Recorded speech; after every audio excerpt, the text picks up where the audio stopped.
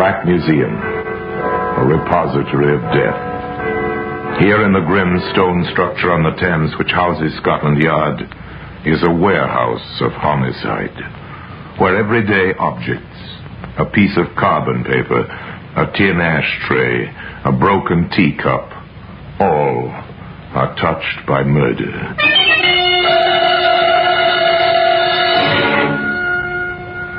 Now here's a woman's powder puff, faded pink. We'll open the glass case and take it out. There you are, sir. Perhaps Madame would like to take it. You draw back.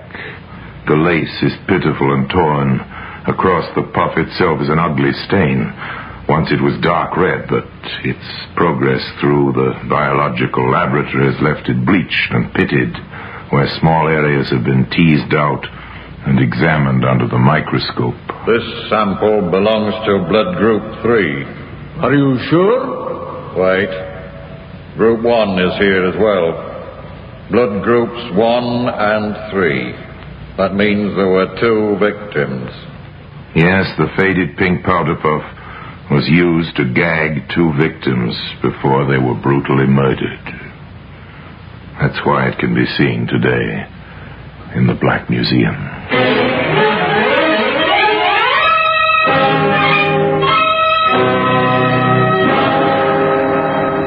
From the annals of the Criminal Investigation Department of the London Police, we bring you the dramatic stories of the crimes recorded by the objects in Scotland Yard's Gallery of Death, the Black Museum.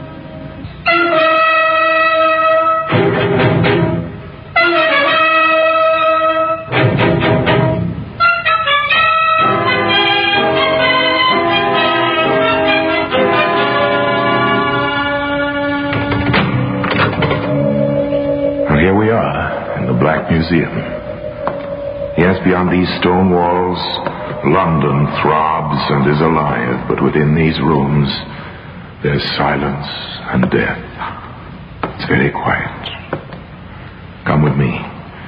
Under the frieze of death masks, the masks of criminals of bygone days, suspended grimly under the ceiling, we pass slowly along the rows of murder exhibits, not always frightening in themselves, but terrifying when considered in relation to their history. There, matchbox. Here's a nail file. Each exhibit marked with the names of the killer and the victim. But our objective now is the powder puff. As it lies on the palm of my hand, let's turn back the clock and meet the man who used it for a grim purpose. His name, Richard William Hyson. The time, dawn on the morning of Friday, October the 18th, 1946. The place, Pentonville Prison. This is it. Is it, boys? Take it easy, Hyson. You've got about a couple of hours. Give me a cigarette. Oh, thanks. You're too kind. Oh, this is 20 days we've had in here, isn't it? Yes, 20 days. You won't forget me, will you? No, we won't forget you. Before I go, you must remind me to compliment the management. The food's been excellent. I can thoroughly recommend it to future guests. I've only one complaint. What's that, Hyson? The execution shed is too close. I'm sure I could hear the hangman practicing with a sandbag last night. Nonsense.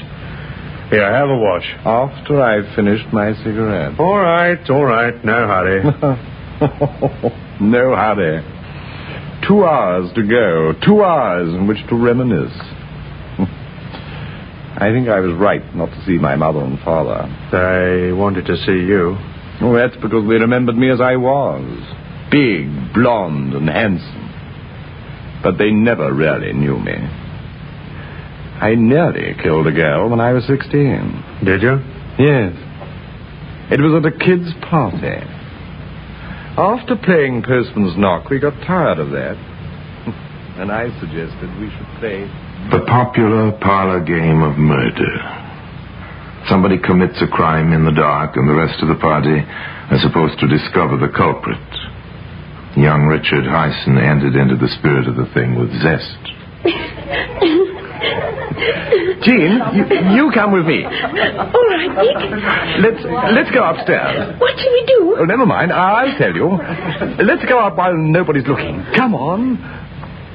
Here's a box room. Let's go in. No, I'd rather not. Let's hide here. In you come. No, Dick.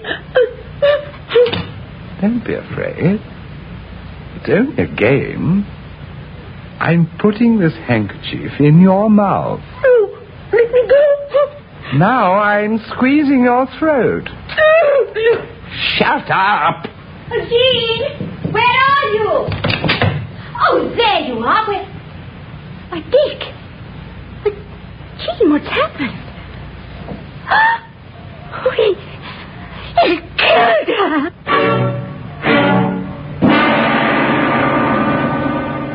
It was fortunate for young Dick Hyson the girl was not dead, but she was hurt and badly frightened. The warders in the death cell listened to Hyson's prelude to murder in silence, but perhaps their eyes betrayed their emotions. You're shocked, aren't you? Oh, give me the towel, will you? Oh, thank you so much. You make a good batman. Have you been in the services? I was in the Navy. Oh, interesting. That was the only service I was never in. I began in the Air Force. Yeah, so I believe. Hey, I better start dressing now. I enlisted as a pilot. Fighter pilot. They gave me a commission, of course. Of course. Here's your tie. Yeah, thank you. I had only one complaint about the Air Force. Yeah? What was that? The pay. So I volunteered to take over the mess funds. Well, that helped. So did the uniform. You better put on a clean collar. Oh, I'm allowed a collar, am I? Oh. That uniform certainly pulled them in. Pulled who in? Well, who do you think? Remember the case of the Air Force girl found in the burnt-out car in Suffolk? So you were responsible for that, were you? How did it happen? Now you're interested. Listen, boys, come on, gather round. I'll tell you about it before it's too late. Richard Hyson could never bear to be anything but the center of attraction. He could never tolerate a disinterested audience. Even in his last hours, he had to hold his listeners. But how much of the truth he told will never be known. Nevertheless, a pretty girl of 21 had been found dead in a car close to the station where he'd been, looking after the mess funds 5 or 6 years previously, and he told his warders how he had stopped her on a lonely road while she was driving a staff car.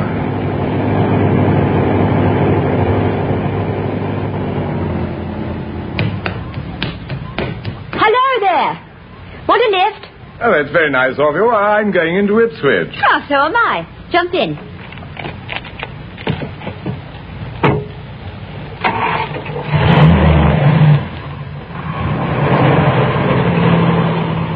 What's your name? Parker, sir. And your first name? Joyce, sir. I'm Richard Hyson. You can call me Dick and drop the sir. Yeah, I think I've met you before. Oh, I've seen you too. At the commandant. Yes, it might have been. Oh, it was. I've been thinking about you ever since, Joyce. Oh, I don't believe a word of it, Mr. Hyson. Dick. Look out, watch that bend. Oh, I'm sorry. Oh, never mind, sweetheart. I've got nerves of steel. But I'd be happier if you let me take over. Yes, perhaps it would be a good idea. Thanks. Oh, don't bother to get out. I'll get out my side.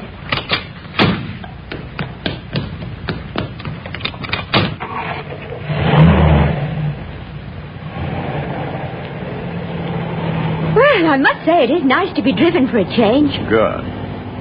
What are your plans after you've dropped the car into workshops? As a matter of fact, I'm feeling rather good today. Mm-hmm. You see, it's my birthday, and my mum sent me a very nice present this morning. Well, many happy returns. And how old are you? 21. Congratulations. She's 21 today. 21. What did they send you? Money. Oh, that's always the most sensible gift. Yes, it is, isn't it? I say, are we on the right road? Yes, I think so. We're not, you know. We're right off the road now. Hey, stop. Hey, I thought you were supposed to be a good driver. So I am. Come here. No, you've made a mistake. I'm not that sort of a girl. Let me go. Yeah, you would you? You're mad. Where's the money? Well, here, take it. Now let me go, please. Oh, no. Please let me go. I promise I won't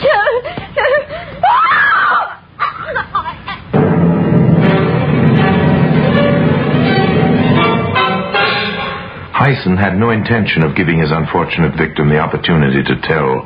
He had exceptionally large, powerful hands, his fingers being an inch across the joints. There is no doubt that poor Joyce Parker was helpless in his grip. And when it was all over, he put her behind the steering wheel, started the car, and set fire to it.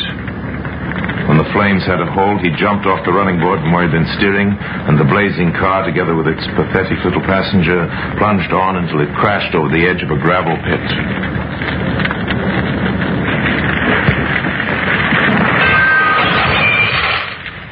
The crime had every appearance of being an accident, and Richard Hyson went to the picture alone that night, all expenses paid. He hadn't yet left behind any vital clues, such as might be seen today in the Black Museum.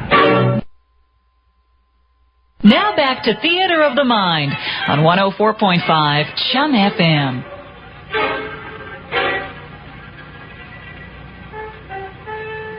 We returned to number 2 death cell in Pentonville Prison.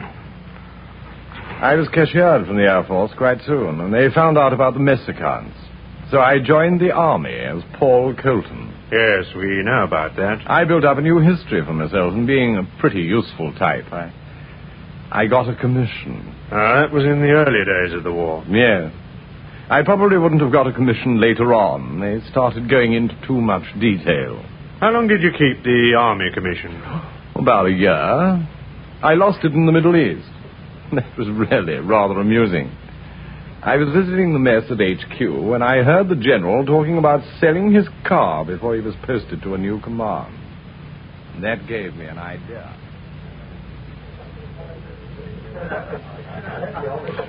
Excuse me, sir. Yes? My name's Colton, sir. I'm sorry to hear you're leaving the command. I wonder whether you might be thinking of disposing of that private car of yours. Do you want to buy it? Yes, sir. You'd better have a word with my ADC. Smithers. Yes, sir? Mr. Colton here wants to buy the car. Sort it out with him, will you? Of course, sir. And Second Lieutenant Colton, alias Hyson, wrote out a check for £100, which was exactly £100 more than he had in the bank. That check bounced quicker than a golf ball. But I sold the old man's car even quicker and spent what I got for it. So, bang went commission number 2, Yes, they cashiered me. Which I told them I thought was rather hard on a first offender. First offender? Well, in the Army, yes. But instead of coming home, I dropped off the ship in South Africa. I joined the Army there. And believe me, it wasn't long before I got myself posted to England. That meant London for me. And those certainly were the days.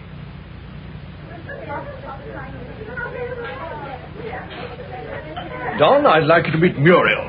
Donald Smithers, Muriel Gerton. Oh, hello there. And what are you drinking, Muriel? Scotch and water, thanks. Yeah, tough baby, eh? Well, good for you. Hi, Stuart. A very large scotch and a very little water for a pretty girl. You're quite a son of a gun. Believe me, ma'am, I've had to be. What are all those medals on your chest? Oh, Distinguished Service Order. And this one, I know. The Distinguished Flying Cross. Right, baby. I don't know these two. Oh, the Croix de Guerre. I got it flying with the Free French, and that's the OBE, Order of the British Empire. My, you're a hero. You must have a drink on me. Donald Smithers, alias Paul Colton, alias Richard Hyson, had made the first vital mistake, which was to lead him to the scaffold. Needless to say, he was not entitled to any of those decorations. And he had sewn the ribbon of the OBE in the wrong place on his tunic, and, although he was still a captain in the South African Air Force, he was wearing the uniform of a lieutenant colonel, These points were noticed by an observant officer in the Royal Air Force who passed the information on to the security police. A rapid checkup followed, and Hyson was court-martialed and cashiered for the third and last time. Now he lived on women. During one short period, he was engaged to be married to no fewer than 9. And each one financed him to a greater or lesser degree. And that took quite a bit of staff work, keeping them apart. But there was one I quite liked, Doreen Wilson. You'd better get on with your breakfast. Yes, time flies. Doreen was a honey. Somehow I never managed to get her alone for any time. Pass the salt, will you? Thank you. I shouldn't have bought her that powder puff. You made a mistake there, Hyson. They all do. What do you mean, they? I'm unique. Remember that. The night I gave her the puff, we had a row. She wouldn't come back to the hotel with me, so I snatched back the powder puff while she was using it and walked out on her. So Doreen Wilson was saved. I was pretty annoyed. I never did take to a brush-off. So I hung around outside the club where I'd met Muriel Gerton, and I didn't have long to wait. Muriel? Who's that? Why, Donald Smithers. Hello, honey. Come and have a drink. Okay. Let's go up to the club. Well, I haven't any money till the morning. That's all right. I've got plenty. Have you? I don't believe it. Then look at this. A handbag opens, stuffed with notes. The fate of Muriel Gerton is sealed. Look, sweetheart, I'm not the type of man who takes money from a pretty girl. Not even from you. If you'll come back to my hotel, we can get all we want on my bill. So back to the hotel in South Kensington. And at the last moment, Hyson stopped abruptly, as if struck by a sudden idea. You'll have to go gently, honey. I just remembered. They won't serve drinks to visitors after hours. We'll have to go in the back way, where we won't be spotted. So in they went. Not into the hotel where Hyson was staying, but into another one where he had stayed sometime previously. Hyson knew the geography of the place perfectly. He took his unsuspecting victim through the deserted trade entrance and up the servants' staircase to the first floor, where he found an unoccupied bedroom. Okay, in you come. Thanks. Donald, are you sure this is your room? Of course, why? It looks so empty. No clothes, nothing on the dressing table. Well, I'm naturally a tidy person. Come and sit down. This was an invitation to a drink. No, there are better things to do than drink. Come on, sit down. Now, look here. I may be tough, but I'm not... Sit down. Why, you beast! I'll scream. There's a present for you. Powder puff in your mouth. That'll keep you quiet. Now, my beauty, I've got you exactly where I want you.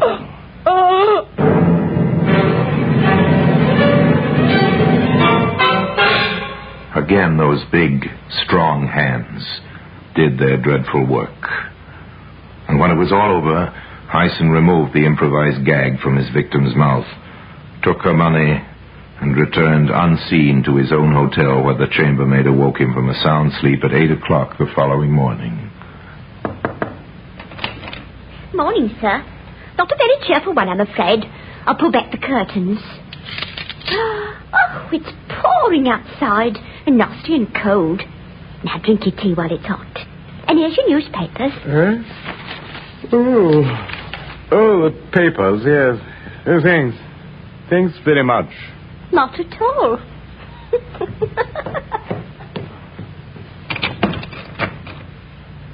Papers. Now, let me see. Woman found strangled in small hotel. Murder in South Kensington.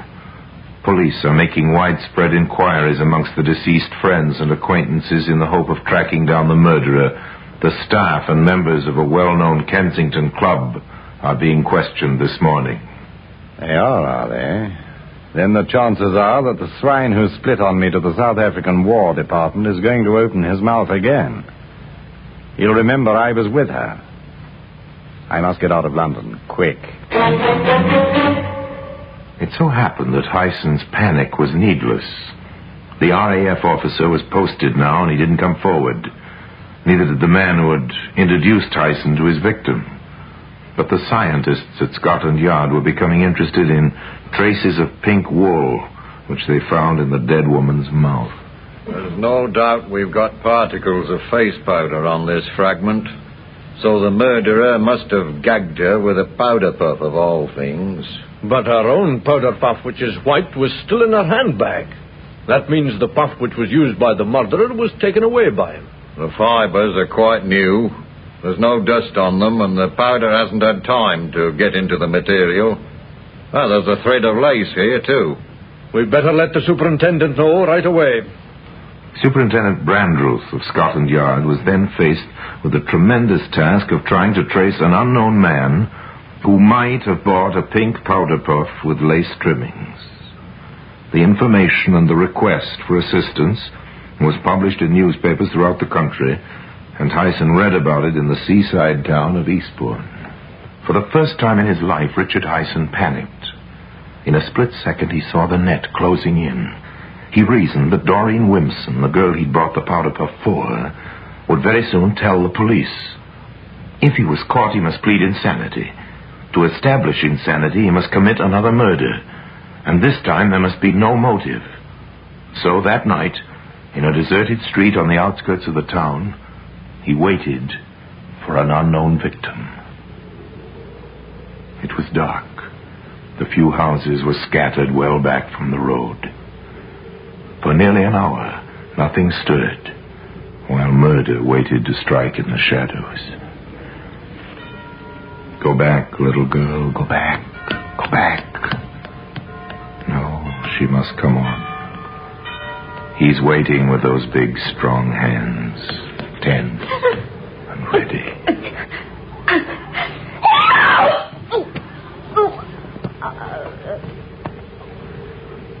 The powder puff becomes a gag for the second time. The deed is done.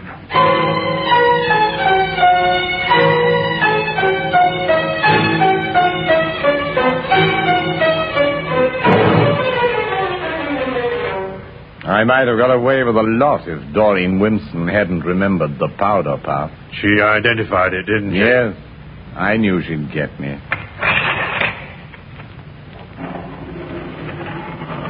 The chaplain's here, Hyson. Tell him to go to blazes. I'll be waiting for him. Got another cigarette? No, thanks. I was picked up by the police the next day. Even then, I nearly convinced them that they'd got the wrong man. They held me from 3 in the afternoon until 2 the next morning before I told them I was Richard Hyson and proud of it. But still, they couldn't really prove I'd killed the 2 women until they had my coat pocket examined in the laboratory. Then they found traces of face powder and little shreds from the puff in it. Tough, that. Tough, wasn't it, Padre, eh? Why, what are you looking so mournful about? I'm the one to worry.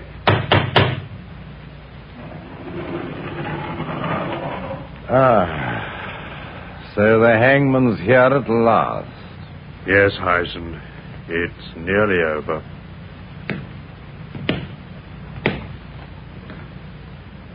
Well, if nobody's going to say anything, I will. Come on, boys, get the straps on and let's get going. And so Richard Hyson is led to his appointed place on the trapdoors of the scaffold. A white bag is slipped over his head. The rope lodges under his chin. And while the chaplain intones the service of the dead, the trapdoors open and Hyson goes fluttering down into the dark cavity below. Justice has been achieved. And all because of the faded pink powder puff which can be seen now in the Black Museum. Hyson loved the limelight, and he was nothing if not bold. He did serve in the Army and the Air Force, but his decorations and his tales of gallantry and action were all lies. He lived on lies, forever hoping that they would never catch up with him, But one by one they did. And with them came the evidence. From the bad check he gave to the general in the Middle East to the pink powder puff he gave to the one girl he admired in London. He hoped, of course, that the world would believe him to be insane. That would have spared him the final horror of the scaffold, and he might have been alive today in the grim fastnesses of Broadmoor, the criminal asylum. Was he mad? Well, you've heard the story. So another chapter of murder is closed, and the little pink powder puff, faded now, has its place in criminal history. And now, until we meet next time in the same place, I tell you another story about the Black Museum. I remain, as always, obediently yours.